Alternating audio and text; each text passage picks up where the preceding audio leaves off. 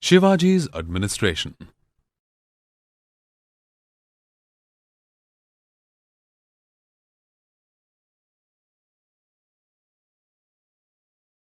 In this module, you will learn about the administrative system adopted by Shivaji during his reign. Shivaji, the leader of the Marathas, was an able and great administrator. He cared immensely for his people and always strove for their welfare. Shivaji was assisted in the day-to-day affairs by his council of 8 ministers called Ashtapradhan. Each minister was in charge of a department or ministry.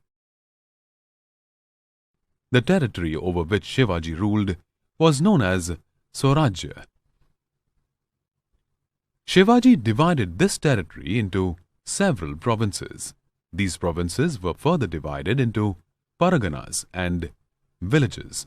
Shivaji abolished the Roytwari system that was introduced by the British East India Company. Instead, he maintained direct contact with the Royts or cultivators. The revenue was assessed after a careful survey and classification of lands based on their yield and quality. 2/5 of the produce was fixed as the share of the state, which was payable in cash or kind. Loans were provided to farmers in times of natural disasters, such as floods or famines. Shivaji's land revenue system bore resemblance to the system set by Raja Todarmal during Akbar's reign. The state also collected custom duties and professional taxes. Besides land revenue, the two most important sources of income were Chauth and Sardeshmukhi.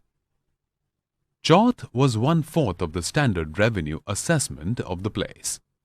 Sardeshmukhi was an additional levy of 10% demanded from areas outside Shivaji's territory, since Shivaji claimed to be the hereditary Sardeshmukh of the entire Maratha company. During Shivaji's reign, justice was administered according to Hindu laws. Panchayats were set up to resolve disputes at the village level. An office equal to the present-day Tehsildar, called Patel, was appointed to resolve criminal cases. All civil and criminal appeal cases were inquired by the Nyayadhish, or the Chief Justice. Shivaji was a great warrior and military genius. He maintained a standing army that consisted of infantry, cavalry, artillery, elephantry, camel corps, and even a navy.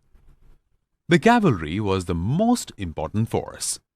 The forts of the empire were given a lot of importance and were considered as a motherly figure. The soldiers were made regular payments in cash, and post their death, their families were well taken care of. Women were not allowed in the military camps. Standing corps were not destroyed. Soldiers were given strict instructions not to kill, torture, or cause harm to women, children, or the aged. Shivaji was a born leader. Though uneducated, he understood the complexities of the state and handled them diplomatically. He was a formidable foe to the Mughals, who feared his well-planned movements. Shivaji, with his great determination, took the Maratha Empire to its zenith.